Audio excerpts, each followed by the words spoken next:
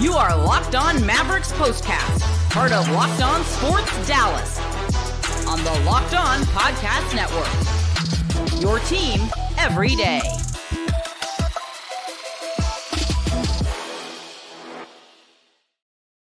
Well, the Mavs rolled into Detroit with a 2-game winning streak, feeling pretty good, but they ended up running out of gas and fell to the Pistons by the final of 117-102 in what, in my opinion, was one of the more disappointing losses for the Mavs that we have seen so far this season. All right, here we go. Welcome into the Mavs Postcast on a Friday night. Your team every day, and in our case, your team every game.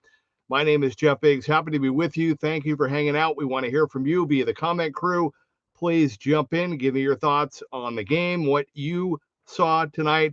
Thank you for watching Locked On Sports Dallas, your destination after every single game. You can also find us on the Locked On Mavs podcast feed. And a reminder that Super Bowl 59 is here, and there is no better way to make every play more exciting than with FanDuel Sportsbook. New customers can bet just $5, and if you win, you'll score $200 in bonus bets. So download the app or head to FanDuel.com to get started. Well, we are getting started, and coming up on this episode tonight, we're going to talk about the Mavs. Good start. They had a really good start to this game with 32 points in the first quarter. They went up by 11. We're feeling pretty good about the energy and the way that they were coming to play tonight after a day off yesterday. We'll also get into the all-star snub response for Kyrie Irving and the return of Dante Exum. We knew it was close, didn't know it was going to be tonight, but there he was. He's back. That's a plus. Unfortunately, not a big enough plus to help the Mavs get over the hump and get this win tonight. And we start with the Bigs takeaway, and for me, has to be the finish of this game, the fourth quarter. So many times we've seen the Mavs. I mean, really, we've been spoiled. I mean, they've been in, just about every game this season for the most part. I mean, the Celtics game was a blowout, but in a lot of these games, right, the majority of their games, they're either winning or close or in it. And this was one of the rare games of the season where they were literally, I mean, they went down by 14, pulled to within 2, and then ended up losing by 15, 117-102. Just not a good finish. Their defensive deficiencies, I think, have been exposed a little bit. And I guess you could say the positive takeaway is that for Jay Kidd and the coaching staff, I mean, they have a lot to work with here to say, hey, I mean, we're waiting for Luka. We want to get everybody back. We want to get healthy. We want to go on a run. That's all great. But in the meantime, we can't forget about the defense, and we got to play defense first. And I don't know what happened tonight. Like I said, I thought they started off really well, defensively, energy, moving the ball, spacing, running their offense. I mean, everything was kind of flowing, and the Pistons kind of came to life, as you would expect, on their home floor in the second quarter. But I thought, okay, it's all right. The Mavs are well rested. They had a day off. They're feeling pretty good. This group has grown accustomed to playing with one another. And then in that third quarter, the Pistons just started getting more confident, and they just started rolling and just really found a way to make the Mavs pay for their mistakes. And then they just blew it open. And for the Mavs to score only 17 points in the fourth quarter on the road, I mean, that's just for this Mavs team to only score 17 points in a quarter, that's just not acceptable, period. So, it is what it is. You're going to have games like this. I know this is kind of the dog day time right now because it's been a long run. Everybody's kind of waiting for the All-Star break, even though we're technically in the second half. But this was not a good look tonight.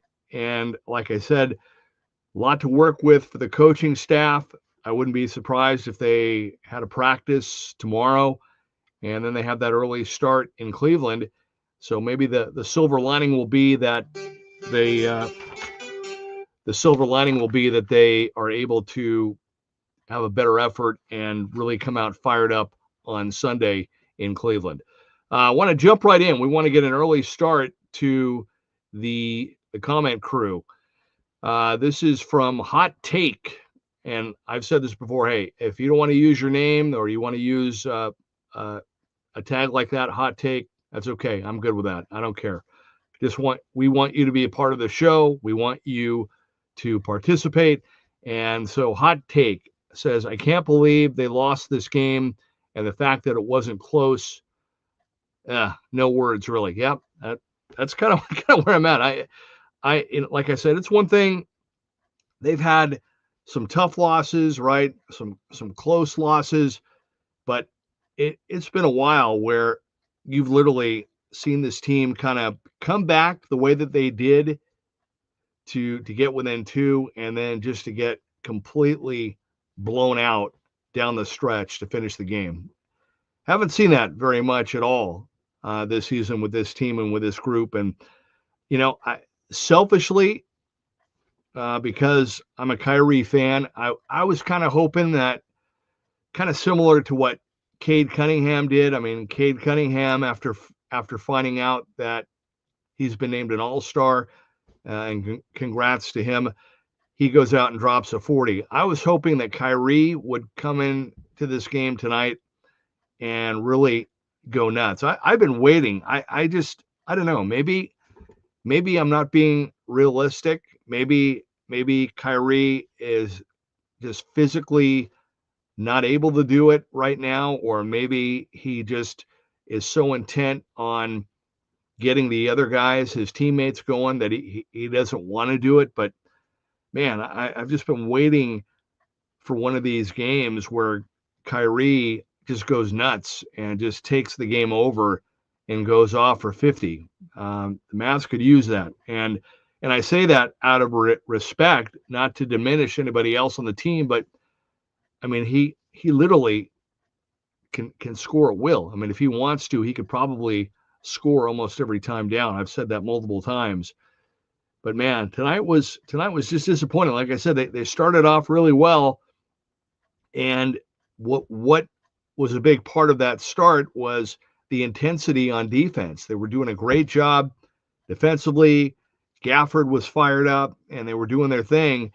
And then guys just kind of settled down, and just the Pistons were kind of, literally, no pun intended, they were in a different gear, and the Mavs were just behind and just could not find enough energy, could not find enough Piston firepower, if you will, down the stretch to pull out the win, and they lose it 117-102. That's my biggest takeaway. Like I said, have not seen many of these games this season for this Mavs team, and I don't know, just one of those weird things. And look, part of it too, got to give the Pistons credit. They were back home. They were on a 3-game losing streak. They haven't played really well at home, and so they were kind of due to kind of go all out to do whatever they had to get a win. So you could see there was a little something extra in their game in this one. I mean, they really wanted to get a win tonight, and Luke is out, and they're fired up to go up against Kyrie. Tim Hardaway Jr. facing the Mavs. It was a big game for him. He was fired up. So all that kind of comes into play, but still, nonetheless, still borderline shocking to see the Mavs not play up to their standard and finish the way that they usually do. All right, we're going to take our first time out. Want to hear more from you, though, via the comment crew. Please jump in. We want to get your thoughts, want to get your input for this game. That's what we're here for. We are live. This is not taped. Well, some of you are going to be listening when it's taped, and we thank you for that. We appreciate that. But this right now, right here and now, is live, and we want to hear from you. We want you to be involved. So please do that via the comment section right there. And again, you don't have to use your name. You can say whatever you want. It's okay. We just, most importantly, we want to hear from you and want you to be involved. All right, we're going to take our first time out. Again, this is the Mavs postcast. The Mavs fall to the Pistons in Detroit tonight, 117-102. Okay, this is a message from our sponsor, Intuit TurboTax. Taxes was waiting and wondering and worrying if you were going to get any money back. And then waiting, wondering, and worrying some more. Now, Taxes is matching with a TurboTax expert who can do your taxes as soon as today. An expert who gives your taxes their undivided attention as they work on your return while you get real-time updates on their progress so you can focus on your day. An expert who will find you every deduction possible and file every form, every investment, everything with 100% accuracy. All so you can get the most money back guaranteed. No waiting, no wondering, no worries. Now this is Taxes. Get an expert now at TurboTax.com. Only available with TurboTax Live full service, real-time updates only in iOS mobile app. See guarantee details at TurboTax.com/guarantees. Okay, welcome back to the Mavs postcast, 117-102. The final, the Mavs go down to the Pistons in Detroit, snapping the Mavs' little mini two-game winning streak. Looking at some of the numbers, again, Kyrie didn't go off for 50, didn't take the game over, but nonetheless ended up with a team high 28 points in 37 minutes, had 6 rebounds, 3 assists, and 1 steal. Turnovers were a problem again for the Mavs. 16 more turnovers in this game tonight. Again, along with the defense, the turnovers are going to have to be taken care of as well. And look, I know there's a whole domino effect with injuries and guys coming out, and the hope is that that will eventually sort itself out. Luka should return here within the next, anytime now before the All-Star break. That's what the Mavs have continued to say. And so you hope once he gets back, there'll be a domino effect and everybody will kind of settle into their roles. But in the meantime, you can always, I don't care, who's playing or who's on the floor, you can always hang your hat on your defense. And with the offense, I mean, that's they're just going to have to get better, and they're going to have to really practice when they can, but just be mindful of those turnovers that you can't, you have to be patient. You want to make great plays, but you got to be smart and be mindful of those turnovers because they're killer.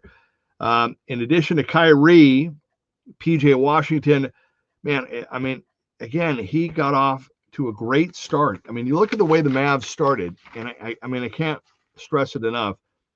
They won the first quarter, 32-28. I mean, Clay had 10 points, 2 threes. That was great.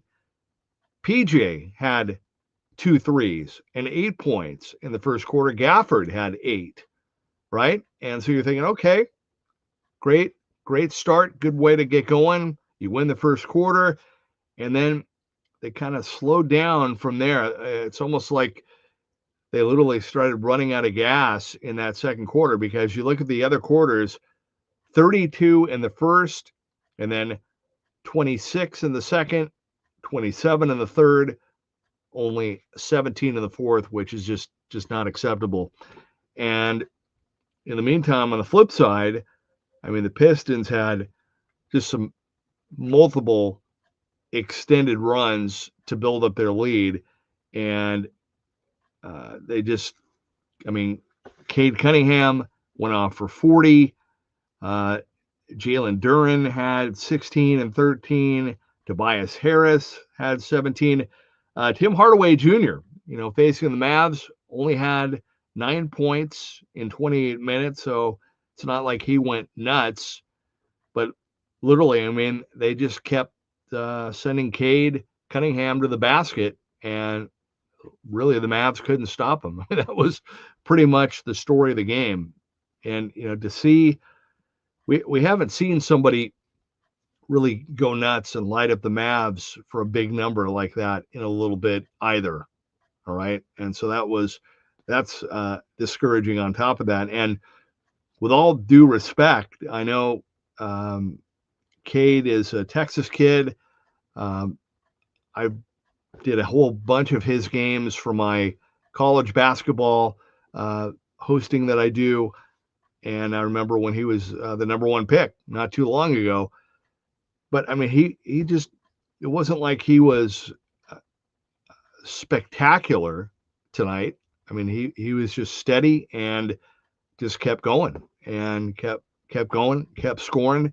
And like I said, the Mavs were just not able to stop him, not able to get any kind of defensive stops when they needed. And when you only get 17 points in the fourth quarter, they were obviously struggling to score. And that was very disappointing, obviously, to say the least. So PJ, though, ended up with 22 points and 13 rebounds in 36 minutes. He also had a couple of blocks. Daniel Gafford, again, great start to the game. Gafford ended up with 16 points, 10 rebounds, and 5 blocks. So that was really good. Gafford also went to the free throw line 6 times, went 4 of 6. Kyrie went 7 of 7 at the line, but Kyrie was 3 of 10 from beyond the 3-point line. So his shot, Kyrie has been kind of hot and cold of late with some of his shots. And that has to be part of the back issue that's going on with him right now. Spencer Dinwiddie got the start, but only ended up with 5 points in 23 minutes. A very quiet game for Spencer. 0 for 3 from beyond the 3-point line. And then Clay with the 10 points in the first quarter, ended up with 1 more 3 in the second half, and that was it. 13 points in the game for Clay after that great start.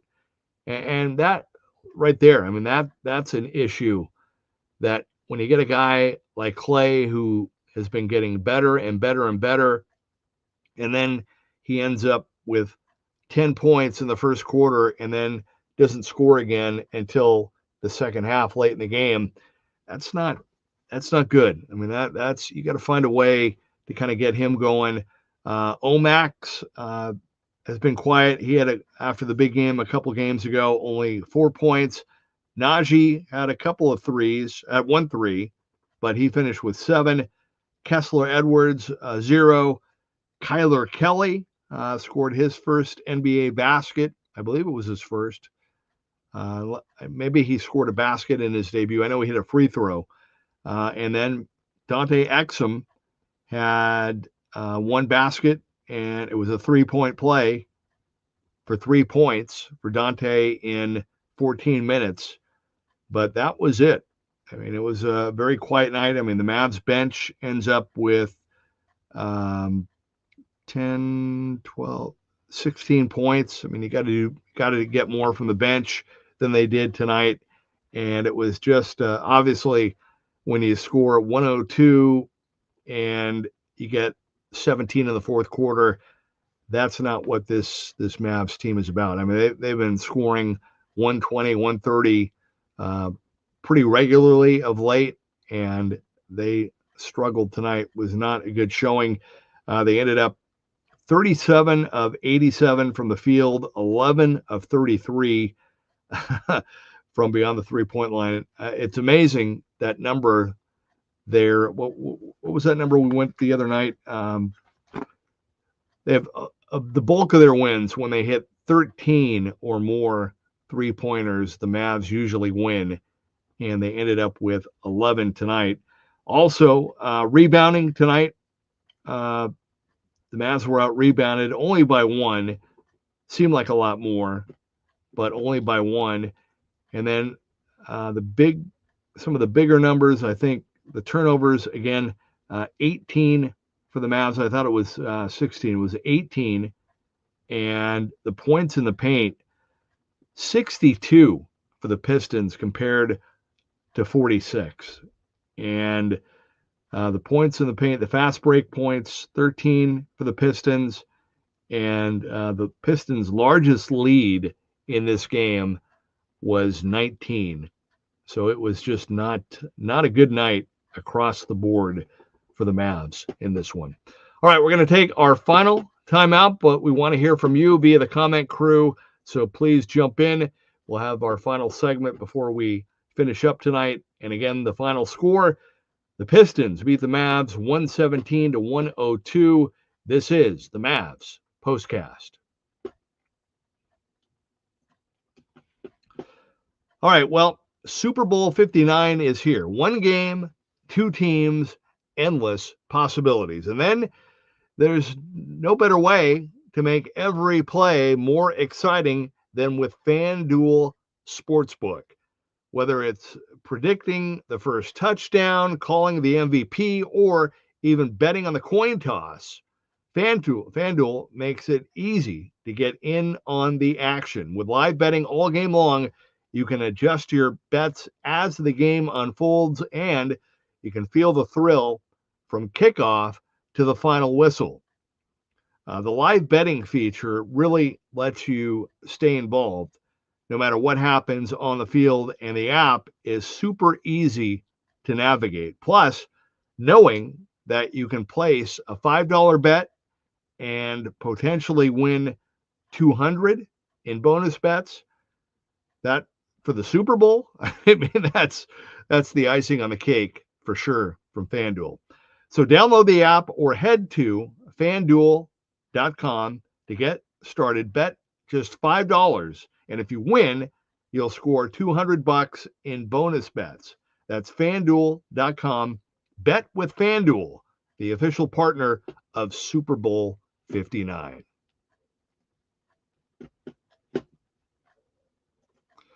All right, welcome back. Our final segment of the Mavs Postcast on this Friday night. Want to hear from you via the comment crew. Had a bit of an earlier start tonight. Maybe that was it. The Mavs, though, did get off to a good start. They scored 32, won the first quarter, thought they were on their way. They end up losing by 15, 117 to 102. Again, a lot to take away from this game about what they need to do to kind of get their defense up to playoff level and finishing and kind of trying to find a good defensive rotation, good defensive second unit that Jason Kidd can feel confident with. So there's a lot to take away, and I know that Jay Kidd and the coaching staff, they'll be doing that as they get ready for Sunday. Again, 3 more games left on this trip. Cleveland on Sunday, Philly on Tuesday, and then Boston on Thursday to wrap things up before what will be a tough home return a week from tomorrow against the Houston Rockets. But, I mean, you look at some of the Mavs scores, right? They had won 2 in a row. 137 in New Orleans, 130 against Washington, only 107 against the Celtics, but 121 at OKC. It seems when the Mavs lose these games, they did have the blowout at home in Denver, that second game. Well, really both games were pretty ugly against the Nuggets. And, part of that too, going up against better competition, you see the Mavs getting exposed a little bit. They're shorthanded, and you do the best you can. You try to get other guys to step up, but when you get to this level, and now that we're into the new year, this is when the good teams start to rise to the top and start to play their game. And so that's what the Mavs are going to do. But I know this group, they've been playing really hard. They've been playing really well. They've had to deal with a ton of adversity with all of the injuries and all of the issues. And, they haven't complained. They haven't quit. They've fought, and they continue to fight. And this was a tough one tonight, but I know they're gonna come back and bounce back, and they'll be ready for Sunday in Cleveland, which should be a great game. I'm looking forward to that rematch on Sunday with the Cavs. Great opportunity for the Mavs to go in there. Kyrie Irving back in Cleveland with an opportunity to play spoiler against the heavily hyped Cleveland Cavaliers. So look forward to that. If you're the Mavs, you don't want to get into a losing streak here. You want to keep trying to win. And again, hopefully, maybe because it's a Sunday game, maybe we'll have some kind of an update on the latest on Luka and his return. But nonetheless, the Mavs are going to have to play better and finish better than what we saw in this one tonight. All right, I'm going to wrap things up. This has been a Friday night edition of the Mavs Postcast. I want to thank you for those of you that joined in via the comment crew. Also, big time thanks to those of you that are listening to this at a later time. Appreciate the support, and please, I invite you. We're on after every game, so we are here live. That's, again, the main reason why we wanted to do these postcast shows, was just to give you an opportunity to be involved. This is in addition to the great work that Nick and the crew do with the Locked On Mavs podcast every day. And I know they're going to have their show coming up. They're going to have a lot to say, not only about this one, but where do the Mavs go from here, as far as are they able to make a trade? Do they add anybody with the deadline coming up this week, coming into next week technically? And the very latest, as soon as we hear anything on Luka Doncic. So thank you. Have a great rest of your weekend. I'll be back with you again on Sunday. But our final again tonight from Detroit, the Mavs go down to the Pistons 117-102. This has been the Mavs Postcast.